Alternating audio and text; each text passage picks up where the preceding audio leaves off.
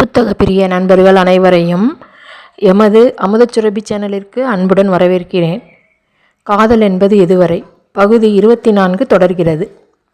கருணாவும் சுதாகரனும் ஏகமனதாக வந்தனா, கதிரவன் இருவருமே நன்றாக பாடினார்கள் என்று அறிவித்தார்கள். இந்த பாட்டிலே வெற்றி தோல்வியை சொல்ல முடியாதுடா கதிர், நீயும் வந்தனாவும் சேர்ந்து பாடினதிலே பாட்டுக்கே அழகு வந்ததை போல இருந்துச்சுடா என்றாள் Karuna. I agree with this words மாப்பிள்ளை, சுதாகரன் அறிவித்தார். இது அழகான பாட்டு, அதை நீங்கள் பாடினப்ப இதோட அழகு கூடினதை போல தான் இருந்துச்சு. கதிரவனின் வார்த்தைகளுக்கு போங்கப்பா என்று முகத்தை தூக்கி வைத்து கொண்டான் சாய் சரத். அதுதானே என்று தனது ஆட்சேபத்தையும் தெரிவித்து கொண்டாள் சௌமியா. அவர்கள் இரவு உணவுக்காக எழுந்து கலைந்தார்கள். அன்றைய மாலை பொழுது இனிமையாக கடந்ததாக சுதாகரன் டைனிங் ஹாலில் சொன்னபோது கதிரவன் வந்தனாவை நிமிர்ந்து பார்த்தான். அந்த பார்வைக்கு என்ன அர்த்தம்? தூக்கமில்லாமல் புரண்டு படுத்த வந்தனா தன்னைத்தானே கேட்டுக்கொண்டாள். அந்த கேள்வி அவள் மனதை குடைந்தது. தலையணையில் முகம் புதைத்து கண்களை மூடினாள். மூடிய இமைகளுக்குள் அவன் முகம் வந்து நின்றதில் இவனுக்கு வேற வேலையே இல்லை என்று சலித்து கொண்டாள். மறுநாள் காலையில் எழுந்தவுடன் தோட்டத்தை பார்த்தவளுக்கு அங்கே உலவி கொண்டிருந்த கதிரவன் கையாட்டி காலை வணக்கம் சொன்னான். பதில் வணக்கம் சொல்லாமல் குளியலறைக்குள் புகுந்தவள் பல் தேய்த்து முகம் கழுவி புத்துணர்வுடன் அறையை விட்டு வெளியே வர கதவை திறந்தாள். திறந்த கதவின் அருகே அரைவாசலில் பூங்கொத்துடன் அந்த பேப்பர் இருந்தது. என்ன இது? விழிகளில் கேள்வியுடன் குனிந்து பேப்பரை எடுத்து படித்து பார்த்தாள். அவள் இதயத்தில் யாரோ மத்தளம் வாசித்தார்கள். மாமாவென்று அழைத்தாய். மாமன்தான் நான் உனக்கு, தேன்கனிதான் நீ எனக்கு, காதலன்தான் நான் உனக்கு, காதலிதான் நீ எனக்கு, தாலி கட்ட காத்திருக்கும் உன் மாமா. தடதடத்த இதயத்துடன் அறைக்குள் பின்வாங்கினாள் வந்தனா. கையில் இருந்த பேப்பரை திரும்ப திரும்ப வாசித்தாள். தெளிவான கையெழுத்துடன் அது இருந்தது. கதிரவன் தான் எழுதியிருக்கானா? அவள் முகத்தில் முத்து முத்தாக வியர்வை துளிகள் அரும்பின. அதை துடைக்க முடியாமல் அவள் அசையாமல் அப்படியே அமர்ந்திருந்தாள். அரைவாசலில் நிழலாடியது. வந்தனா. காபி கோப்பையுடன் உள்ளே வந்த கருணா கையில் இருந்த பேப்பரை தலையணைக்கு அடியில் மறைத்து வைத்தாள். வந்தனா முதலாக மற்றவர்களுக்கு தெரியாமல் மறைத்து வைக்க நேர்ந்ததில் அவள் மனதில் குற்ற உணர்வு எழுந்தது. ஏண்டா, என்னவோ போலிருக்கே, உடம்பு சரியில்லையா? அவள் நெற்றியில் கை வைத்து பார்த்த கருணாவின் கனிவில் வந்தனாவின் கண்கள் கலங்கிவிட்டன. சித்தியிடம் இதை சொல்லாமல் மறைக்கிறேனே, இருந்தும் அவள் அதை வாய்விடவில்லை. அவளால் தலையணைக்கு அடியில் இருக்கும் அந்த பேப்பரை எடுத்து கருணாவிடம் நீட்ட முடியவில்லை. அது ஏனென்றும் அவளுக்கு தெரியவில்லை. சில உணர்வுகள் வெகு அந்தரங்கமானவை. பெற்று வளர்த்த தாயிடம் கூட அதை பகிர்ந்து கொள்ள முடியாது. வந்தனாவினால் தாயினும் சால பறியும் சித்தியிடம் அந்த உணர்வை பகிர்ந்து கொள்ள முடியாமல் போனது. தோட்டத்தில் கொஞ்ச நேரம் காத்தாட நடந்துவிட்டு வா, டல்லா தெரிகிற, கருணா சொல்லிவிட்டு போனாள். தோட்டத்தில் அவன் இருப்பானே, தயக்கம் வந்த போதும் அவனிடமே அதை பற்றி கேட்டு விடுவது என்ற முடிவுடன் தோட்டத்துக்கு போனாள் வந்தனா. அங்கே அவளை எதிர்பார்த்தவனைப் போல நடைப்பழகி கொண்டிருந்தான் கதிரவன். குட் மார்னிங்னு கையாட்டினா பதிலுக்கு மார்னிங் சொல்லணும், அதுதான் மேனர்ஸ் என்றான். எனக்கு மேனர்ஸ் தெரியாது, சுட்டு போட்டாலும் எனக்கு அது வரவே வராது என்றாள் வந்தனா. உண்மையை உறக்கச் சொன்னதற்கு மெத்த நன்றி. ஆமாம், என்ன ஆள் அரண்டு போய் தெரிகிற? அறியாதவனைப் போல அவன் விசாரித்தான். அவள் பல்லை கடித்தாள். ஒரு பேப்பரில் அவள் மனதை கலக்கிவிட்டு ஒன்றும் தெரியாத சின்ன பாப்பாவை போல கேள்வி கேட்பவனை என்ன செய்தால் தகும்? பேயை பார்த்தேன், அதான். அவள் நொடித்தாள். கண்ணாடியிலே உன்னை நீயே பார்த்திருப்ப. விடிஞ்சதும் கண்ணாடி பார்க்கிற வழக்கத்தை விற்று எல்லாம் சரியாய் போகும். அவன் ஆலோசனை சொன்னான். இவனுக்கு என்னை பார்த்த பேயை பார்த்ததை போல இருக்கா? ஒரு பேய் அறிய விட்டால் என்ன என்ற ஆவேசம் அவளுக்குள் வந்தது. எதுக்காக என்றும் வாசலிலே பொக்கையையும் கூட அந்த லெட்டரையும் வச்சிங்க, நேரடியாக அவள் கேட்டுவிட்டாள். கதிரவனின் முகத்தில் இருந்த விளையாட்டுத்தனம் மறைந்து விட்டது. அவன் முகத்தில் தீவிரம் வந்தது. அவளை ஆழ்ந்த பார்வை பார்த்தான். எதுக்காகன்னு அந்த லெட்டரில் மென்ஷன் பண்ணியிருந்தனே என்றான் அவன். பண்ணியிருந்தீங்க. உங்கள் மனசில் என்னதான் நினச்சிக்கிட்டு இருக்கீங்க? உன்னைத்தான் நினச்சிக்கிட்டு இருக்கேன். நினைச்சேன் இந்த பதிலை தான் சொல்வீங்கன்னு. நீ என்னை பற்றியே நினச்சிக்கிட்டு இருக்கேன்னு எனக்கு தெரியும். டேமிட், உங்களை பற்றி யார் நினச்சது? நீ தான். வேறு யார் நினச்சாங்கன்னு நினைக்கிற? சௌமியா நினைச்சிருக்கலாம். யார் கண்டது? இன்னும் கூட லிஸ்ட் நீளலாம். வாயை கழுவு. அவன் சீறினான். அந்த சீற்றத்தில் இனமுறியாத வகையில் வந்தனாவின் மனம் இடத்தை கண்டது. அறிவிருக்கா உனக்கு? தேவையில்லாமல் அதோட பெயரை ஏன் இழுக்கிற? கண்டிப்புடன் கேட்டான் கதிரவன். வந்தனா மௌனம் சாதித்தாள். அவளுக்கே தெரியும் அவள் பேசியது சரியில்லை என்று. உதட்டை கடித்து கொண்டு அவள் தலை குனிந்தாள். கதிரவனின் சீற்றம் கொஞ்சமாக தணிந்தது. தேவையில்லாம பேச்சை டைவர்ட் பண்ணாதே வந்தனா. நான் உன்னை காதலிக்கிறேன். கல்யாணம் செய்துக்கணும்னு ஆசைப்படுறேன். நிறுத்தி நிதானமாக அவன் சொன்னான். அந்த நிதானம் ஏன் அவளுக்கு வரவில்லை? அவன் வார்த்தைகளில் இருந்த தெளிவும் தீர்மானமும் ஏன் அவளிடம் இல்லாமல் போய்விட்டது? எதை நினைத்து அவள் அஞ்சுகிறாள்? அவள் மனத்தில் கதிரவன் இல்லையா? இருந்தானே. அவன் இமை மூடினால் அதற்குள் வந்து நின்று சிரித்தானே. இருந்தும் ஏன் அவள் தவிக்கிறாள்? இதில் எந்த அளவுக்கு உண்மை இருக்கு? மனக்குமுறலோடு அவள் கேட்டாள். வந்தனா, எஸ். நாம் ரயிலில் மீட் பண்ணின அந்த செகண்டில் இருந்து இப்போ வரைக்கும் என்னை மட்டம் தட்டுறதை மட்டும் நீங்கள் குறிக்கோளாக வச்சுருக்கீங்க. இதையும் மட்டம் தட்ட நீங்கள் செய்த செயலாய் ஏன் நான் நினைக்கக்கூடாது? ஏய், ஒவ்வொரு தடவையும் நான் உங்ககிட்ட இயல்பாக தான் பேசி பழகுவேன். நான் எதிர்பார்க்காத நேரத்தில் நீங்கள் என் மூக்கை உடைப்பீங்க. இதையும் அதை போல் நீங்கள் செய்திருக்க மாட்டீங்கன்னு என்ன நிச்சயம்? சை, எதில் தான் விளையாடுவேன், எதில் சீரியஸாக இருப்பேன்னு உன்னால் புரிஞ்சிக்க முடியலையே. நானும் உங்களை மீட் பண்ணின செகண்டிலிருந்து இப்போ வரைக்கும் உங்களை புரிஞ்சிக்கணும்னு தானே ட்ரை பண்ணுறேன். என்னால் அது முடியலையே. என் கண்களை பார் வந்தனா. அதில் காதல் இருக்கிறது உனக்கு தெரியலையா? கதிரவன் துடிப்புடன் கேட்டான். வந்தனா நிமிர்ந்து அவன் பார்வையை சந்தித்தாள்.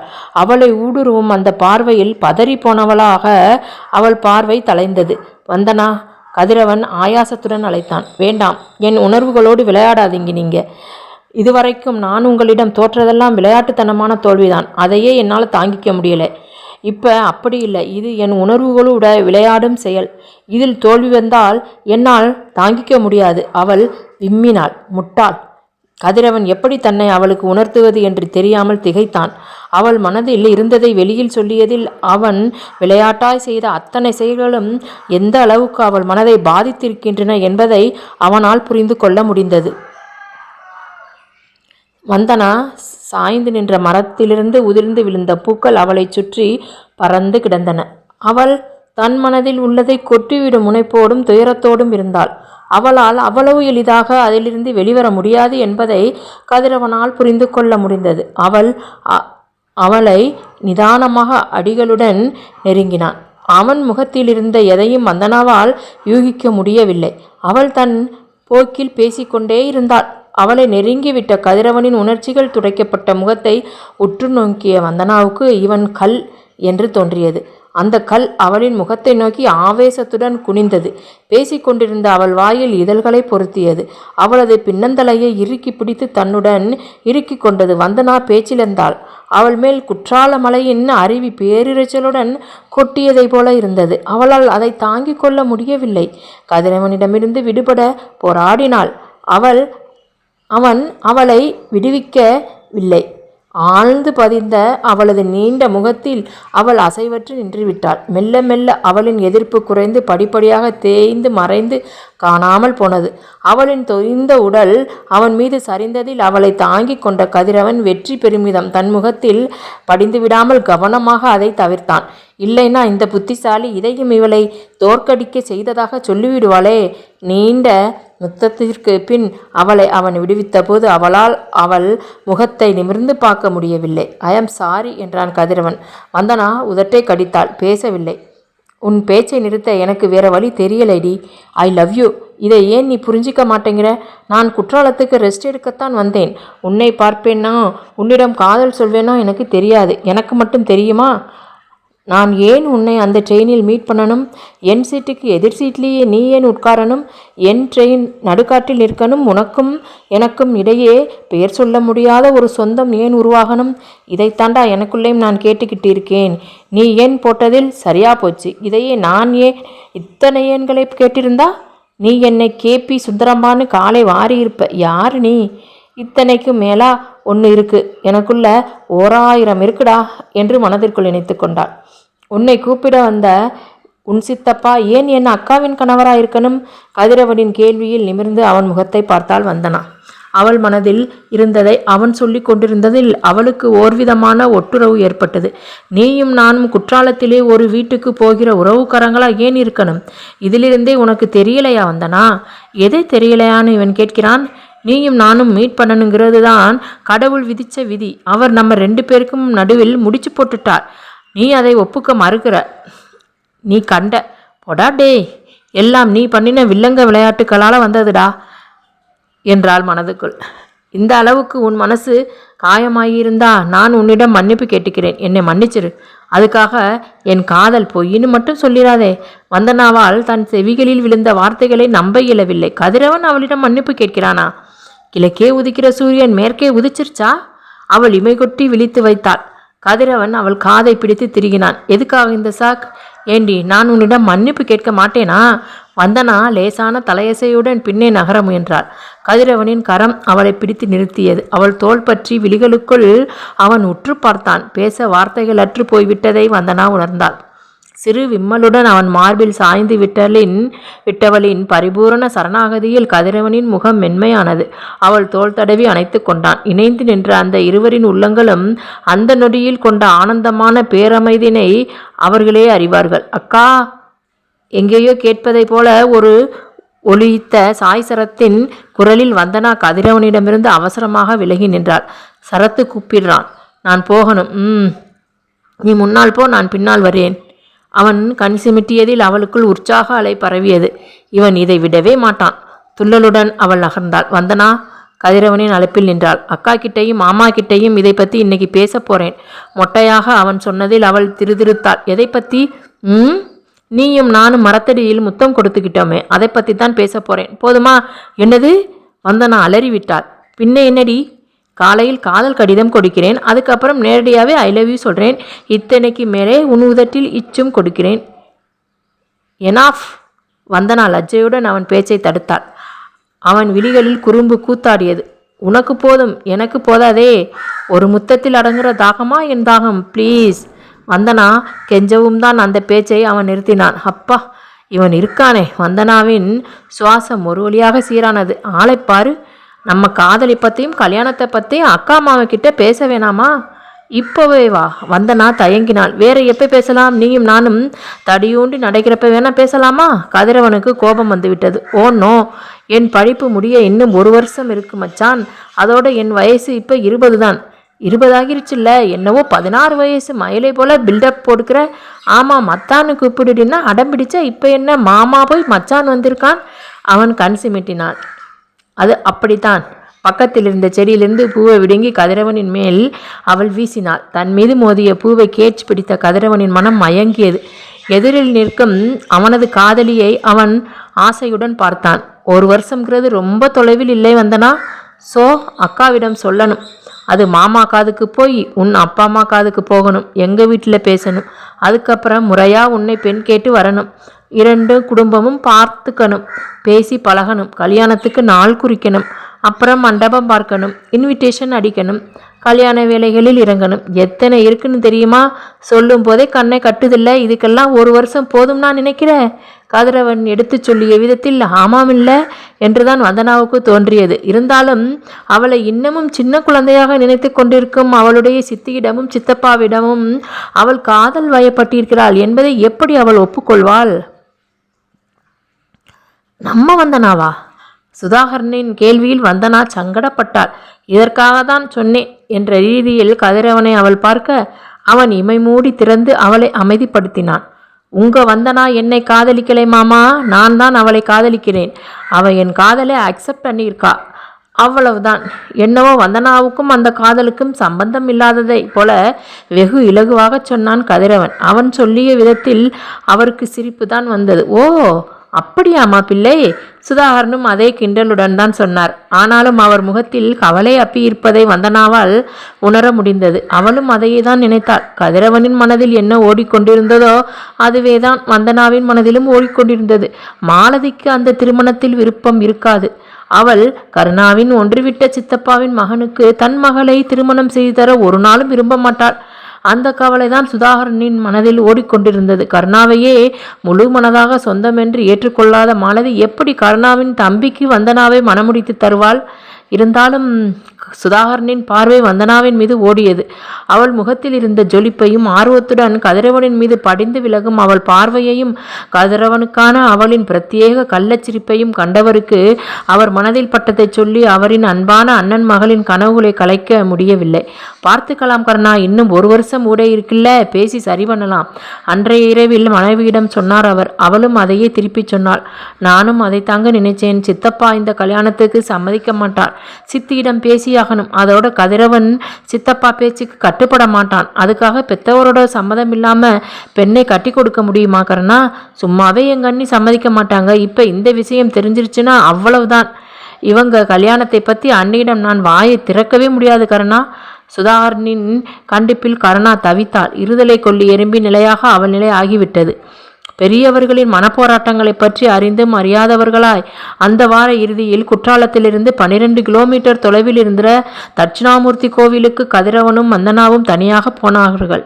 கதிரவனின் நண்பர் மகளுக்கு திருமணம் என்று கருணாவும் சாய்சரத்தும் சுதாகரனுடன் சேர்ந்து அந்த திருமணத்திற்கு கிளம்பி போய்விட்டார்கள். தனித்திருந்த கதிரவனிடமும் வந்தனாவிடமும் காலார வெளியே சுத்திட்டு வாங்கலேன் என்று யோசனை சொல்லிவிட்டு தான் கருணா திருமணத்திற்கு கிளம்பினாள். அரிதாக கிடைத்த தனிமையில் அந்த இளஞ்சோடிகள் வெகு உற்சாகமாக புலிப்பாறையை பார்க்க காரில் கிளம்பினார்கள்.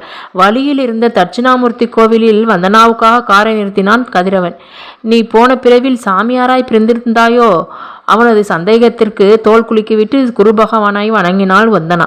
மூடிய அவளின் இமைகளையும் குவித்த அவளின் கைகளையும் வேண்டுதல்களை முணுமுணுத்த அவளின் இதழ்களையும் ஊன்றி பார்த்தவனுக்கு அவள் மீது வாஞ்சை வந்தது. என்ன வேண்டிக்கிட்ட? காரில் போகும்போது கேட்டான். நம்ம காதல் வேறணும்னு வேண்டிக்கிட்டேன். வந்தனாவின் விழிகளில் தவிப்பிருந்தது. அது நிறைவேறாதுன்னு ஏன் நினைக்கிற? அதட்டினான் கதிரவன். தெரியல. குழந்தையாக சொன்ன வந்தனாவின் விழிகளில் கலக்கம் இருந்தது. புலிப்பாறையின் அருகே கார் நின்றது. வந்தனாவின் கைவிரல்களுடன் விரல் கோர்த்து கொண்டான் கதிரவன். வந்தனாவின் கலக்கம் மறைந்தது. அவள் மனதில் திடம் வந்தது. அவனுடன் சேர்ந்து வந்திருக்கும் சந்தோஷம் அவள் மனதில் குமிழிட்டது. ஆக்சுவலா நீங்க எங்கே வேலை பார்க்குறீங்க? வந்தனா கேட்டாள். என்ன சொன்ன? ஆச்சரியத்துடன் அவள் முகம் பார்த்தான் கதிரவன். நீங்க எங்கே வேலை பார்க்குறீங்கன்னு கேட்டேன். வந்தனா அவன் என்ன சொல்ல போகிறான் என்ற எதிர்பார்ப்போடு அவன் முகம் பார்த்தாள். அதில் தெரிந்த அறியாமையில் அவளின் அந்த குழந்தைத்தனத்தில் அவன் கவரப்பட்டான். வழக்கம் போல அவளுடன் விளையாடும் விருப்பம் அவனுக்குள் உண்டானது. கேஆர் குரூப் ஆஃப் கம்பெனிஸில் வேலை பார்க்கிறேன். கதிர் குரூப் ஆஃப் கம்பெனியை அவன் மாற்றி சொன்னான். கதிர் என்ற பெயரின் ஆங்கில முதலெழுத்தையும் கடைசி எழுத்தையும் சேர்த்து உச்சரித்தவனுக்கு சிரிப்பு வந்தது. வந்தனா அதையும் நம்பினாள். ஓ, என்ன வேலை? அடுத்த கேள்வி அவளிடமிருந்து வந்தது. கதிரவன் விளையாட்டை தொடர்ந்தான். சொல்லிக்கிறதை போல பெரிய வேலை இல்லை வந்தனா. அக்கவுண்ட்ஸில் இருக்கேன். பட் எம்டிக்கு நான் தான் ரைட் அண்ட் லெஃப்ட் ஹேண்ட்ஸ். இப்படிப்பட்ட விளக்கத்தையும் அவள் நம்பினாள். ஒரு சாதாரண அக்கவுண்டன்ட் எப்படி மேனேஜிங் டைரக்டருக்கு வலதுகரமாகவும் இடதுகரமாகவும் இருக்க முடியும் என்ற வினாவை அவள் எழுப்பவில்லை. சேலரி கம்மி தான். ஓவர் டைம் பார்ப்பேன். அதனால் லைஃபை ஓட்ட முடியுது. அதில் அதிக வேலையில்லை. தலைவலிக்க ஆரம்பிக்கும். அப்போ தான் லீவ் போடுவேன். குற்றாலத்துக்கு அக்கா வீட்டுக்கு வந்து ரெஸ்ட் எடுத்துகிட்டு போவேன். ஏன் ஸ்ட்ரெயின் பண்ணிக்கிறீங்க? வேறு வழி. தங்கை படிச்சுக்கிட்டு இருக்கா. உன் வயசு தான். அவளுக்கு கல்யாணம் பண்ணி ஆகணும்.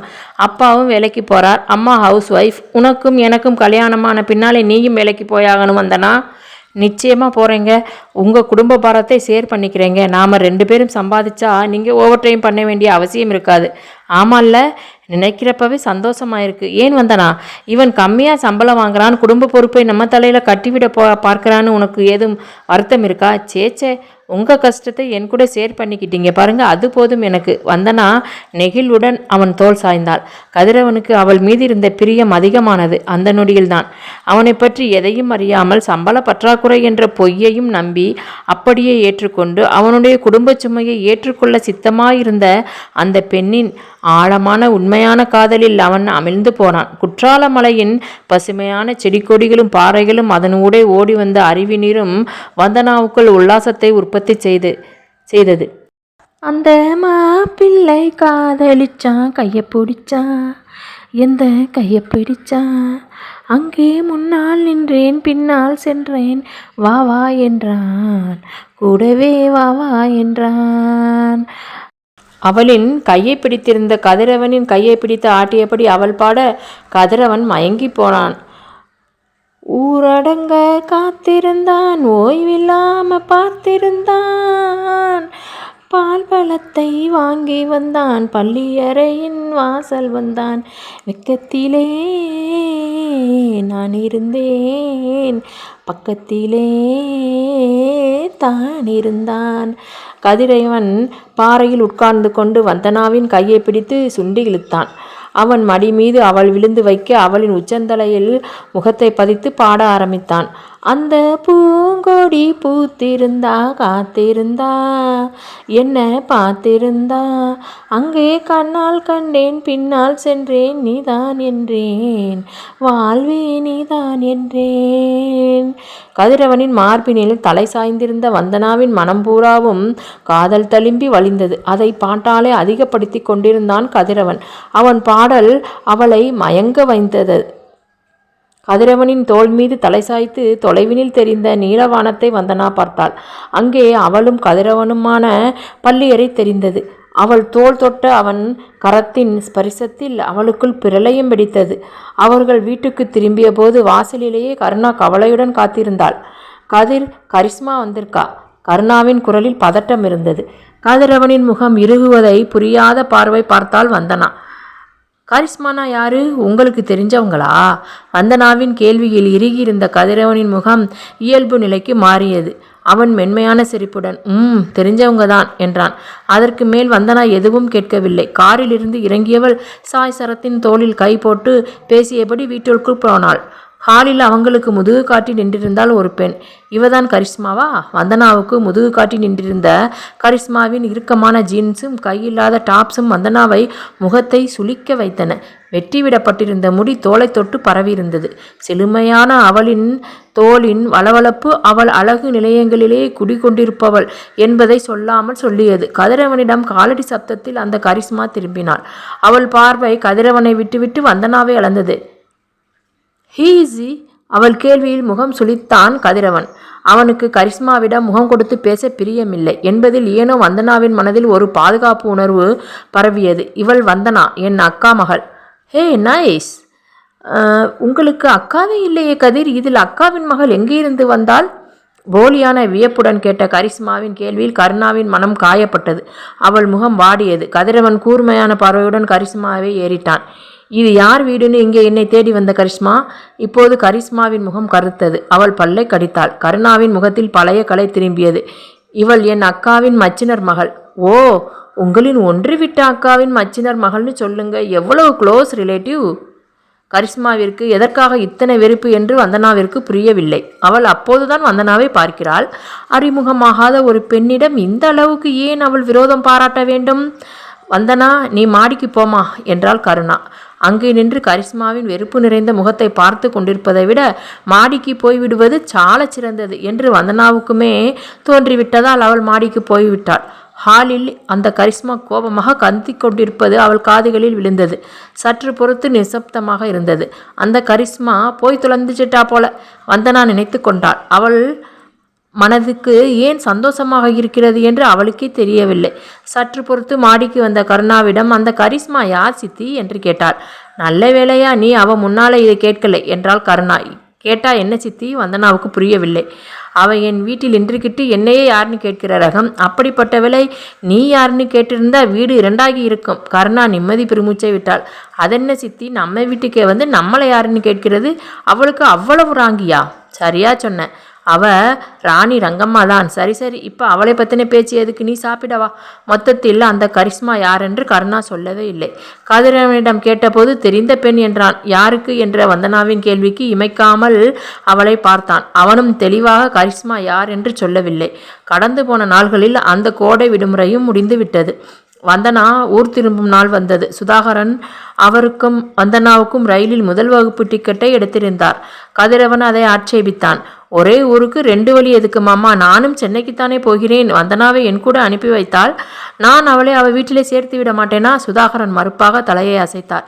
இல்லை மாப்பிள்ளை, நான் வந்தனாவை விட்டு வர 2 நாளாகும். நீங்கள் அது வரைக்கும் குற்றாலத்தில் என் குடும்பத்துக்கு துணையா இருங்க. இது தேவைதானா? எனக்கு இதுதான் தேவை கதிர். உங்களுக்கு என் அண்ணியை பற்றி தெரியாது. உங்க கூட வந்தனாவை நான் அனுப்பி வச்சா என் முகத்திலேயே விழிக்க மாட்டாங்க. இதுதான் சாக்குன்னு என்னை தள்ளி வச்சிருவாங்க. வருங்கால மாமியாருடன் எதற்கு வம்பு என்று கதிரவன் அரை மனதுடன் குற்றாலத்திலேயே தங்கிவிட்டான். சுதாகரனுடன் ரயிலேறிய வந்தனாவுக்கு உலகமே கருப்பு வெள்ளை திரைப்படமாகி விட்டதைப் போல தோன்றியது. சென்னையில் அவளின் குடும்பத்திடம் அவளை ஒப்படைத்துவிட்டு குற்றாலத்திற்கு திரும்பிவிட்டார் சுதாகரன். வந்தனாவின் மனம் குற்றாலத்தில் கதிரவனுடன் கழித்த நாட்களிலேயே நிலை கொண்டிருந்தது. அவள் மனதில் பாறாங்கல் ஏறி அமர்ந்தது. என்ன நினைப்பானா? அவள் விழியோரம் நீர் கசிந்தது. அவன் நினைத்தான். அவளை தேடி வந்தான். எப்படி என்று விழி விரித்தவளிடம் இது பெரிய பிரம்மசூத்திரம் பாரு என்று சிரித்தான். அவர்கள் சென்னையில் சந்தித்து கொண்டார்கள். ஒவ்வொரு வார இறுதி நாளிலும் அவளுக்காக மெரினா கடற்கரையில் கதிரவன் காத்திருப்பான். சாதாரண ஃபேண்ட் ஷர்ட் என்று நடுத்தர வர்க்கத்தைச் சேர்ந்தவனைப் போல வந்தனாவிடம் காண்பித்து கொள்வான். அவனுக்கு அது பிடித்திருந்தது. அவனுடைய பணம், உயரம், இது எதையும் அறியாமல் சாதாரண மாணவனாக அவள் முன்னால் நிற்பதையே அவன் விரும்பினான். அவனுக்காகவே அவள் காதலிப்பதில் அவனுக்குள் ஓர் சுகம் பரவியது. அவனுக்காக வந்தனா கொண்டு வரும் தின்பண்டங்களை விரும்பி சாப்பிடுவான். அவள் என்னவோ அதனால் அவளுக்கு அவன் பட்டாணி சுண்டல் வாங்கி கொடுக்க வேண்டிய செலவு மிச்சமானதே என்று மனதுக்குள் சந்தோஷப்பட்டு கொள்வாள். கதிரவனும் சளைக்க மாட்டான். தினமும் வந்தனாவுக்கு பரிசு கொண்டு வருவான். அவையெல்லாம் அவன் வீட்டு பூந்தொட்டியில் பூத்த புது ரோஜாப்பூ, சாலையோர கடையில் வாங்கிய கைக்குட்டை, அவன் விடிய விடிய கண் விழித்து எழுதிய காதல் கவிதை என்று பைசா செலவில்லாத பரிசு பொருள்களாகவே இருக்கும். அவன் அதிகப்படியாக செலவழித்து அவளுக்காக வாங்கிய மிக உயர்ந்த பரிசு பொருள் கைக்குட்டை மட்டும்தான். அதற்கு அவள் மகிழ்ந்து போவாள். இப்படியாகத்தான் அவர்கள் காதல் வானில் சிறகடித்து பறந்து கொண்டிருந்தார்கள். வந்தனாவின் கடைசி செமஸ்டருக்கான தேர்வு நெருங்கி கொண்டிருந்தது. பாடத்தில் அவளுக்கு வரும் சந்தேகங்களை அவன் நிவர்த்தி செய்த விதத்தில், நீங்க என்ன படிச்சிருக்கீங்க என்று கேட்டால் வந்தனா. Just A degree. சோகமாக முகத்தை வைத்து கொண்டான் கதிரவன். அதற்கு மேல் படிக்க அவனுக்கு வசதி இல்லையாம். பொருளாதார பற்றாக்குறையாம்.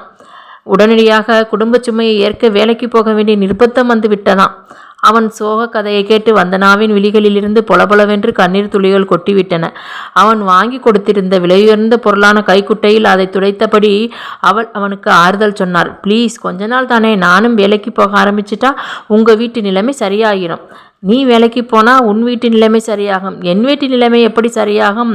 அவன் எதிர்கேள்வி கேட்டான். என்னங்க இப்படி சொல்லிட்டீங்க? நீங்கள் வேற நான் வேறா? அவள் உருக்கமாக கேட்டபோது சுண்டல் விற்று கொண்டிருந்த பையனின் ரேடியோவில் எஃப்எம். நேற்று வரை நீ யாரோ நான் யாரோ, இன்று முதல் நீ வேறோ நான் வேறோ என்று பாடி வைத்தது. கதிரவனுக்குள் காதல் வந்தது. அவன் சொல்வதையெல்லாம் நம்பும் காதலியின் நம்பிக்கையில் அவன் வசீகரிக்கப்பட்டான். எதுவும் இல்லாதவனின் மீது அளவு கடந்த காதலை வைத்திருப்பவளின் காதல் அவனை ஈர்த்தது. கதிரவன் வந்தனாவை மிக ஆழமாக நேசித்தான். மக்கு, இதெல்லாம் பாட்டு பாடத்தான் சரியாயிருக்கும். நிஜத்தில் நீயும் நானும் ஒன்னாகணும்னா உன் கழுத்தில் நான் தாலி கட்டியாகணும். அவள் தலையில் குட்டினான். ஆமாமில்ல. தலையை தடவியபடி அவள் தலையை ஆட்டி கேட்டதில் ஆடிய ஜிமிக்கிகளில் அவள் அழகு கூடியது. உன்னோட எக்ஸாம் முடிந்ததும் நான் என் குடும்பத்தோட பெண் கேட்டு வர்றேன்டி, நம்ம கல்யாணத்தை ஃபிக்ஸ் பண்ணிடலாம். கதிரவன் இலகுவாக சொன்னபோது அது என்ன அவ்வளவு எளிதாக நடந்துவிடும் நிகழ்வா என்று வந்தனா பயந்தாள். அவள் பயந்ததை போல இல்லாமல் எல்லாமே இனிதாக முடிந்ததில் அவளுக்குள் பிரமிப்பு வந்தது. கதிரவனை போன்ற வசதி குறைந்த குடும்ப பாரத்தை சுமக்க வேண்டிய நிர்பந்தமுள்ள பின்புலம் கொண்டவனுக்கு பெண் கொடுக்க மாலதி எப்படி சம்மதித்தாள்? அது புரியாத பெரும் புதிராக அவளுக்கு இருந்தது. வந்தனாவுக்கு தெரியாது. குற்றாலத்திலிருந்து வந்தனாவை விட்டு போக கூட வந்த சுதாகரன் அன்றே பாஸ்கரனிடம் கதிரவனை பற்றி பேசிவிட்டுத்தான் சென்றார் என்பது. பட் அவங்க கோடீஸ்வர குடும்பமாச்சேடா. உன் மாமனார் வீட்டை விட்ட அவங்க ரொம்ப உயரத்தில் இருக்கிறவங்களாச்சே. பாஸ்கரன் பயந்தார். நாம் மாப்பிள்ளை கேட்கலைன்னா அவங்க வீட்டு பையன்தான் நம்ம பெண்ணை கேட்கிறான். அவங்க எவ்வளவு உயரத்தில் இருந்தால் நமக்கு என்ன? பையன் குணமானவனா இருக்கணும், அதுதானே முக்கியம். கருணாவோட சித்தப்பா பையன். இத்தனை வருஷமா நான் பேசி பழகின சொந்தக்காரன். அவன் குணத்தில் ஒரு குறை சொல்ல முடியாது. அதோட அண்ணா அண்ணியும் கருணாவும் ஒன்றுக்குள்ளே ஒன்றா ஆகிறதுக்கு இந்த கல்யாணம் ஒரு சான்ஸாக அமையும் இல்லையா? கருணாவை கல்யாணம் பண்ணிக்கிட்ட பின்னாலே நான் என்னவோ நம்ம குடும்பத்தை விட்டு தனித்து நிற்கிறதை போல எனக்கு ஒரு ஃபீலிங். இந்த கல்யாணம் என்னை திரும்பவும் நம்ம குடும்பத்தோட ஒன்றா சேர்க்கும் இல்லையா அண்ணா? சுதாகரனின் இந்த வார்த்தைகள் தான் பாஸ்கரனை தீர்மானமாக இருக்க வைத்தது. கருணாவின் உறவினன் என்ற ஒரே காரணத்துக்காகவே மாலதி அதை மறுத்தாள். சுதாகரனின் மைத்துனன் என்பதற்காகவே பாஸ்கரன் அந்த திருமணத்தை முடிவு செய்வதில் பிடிவாதமாக இருந்தார். தாய் தந்தையின் இந்த போராட்டத்தையும் வாக்குவாதத்தையும் பற்றி வந்தனாவுக்கு தெரியாது. இங்கே பாரு மாலதி, வந்தனாவோட அதிர்ஷ்டம், அவளுக்கு கோடீஸ்வர குடும்பத்தில் வாழ்க்கை படணும்னு இருக்கு. உன் பிடிவாதத்தினால் அதை தட்டி கழிச்சிடாதே.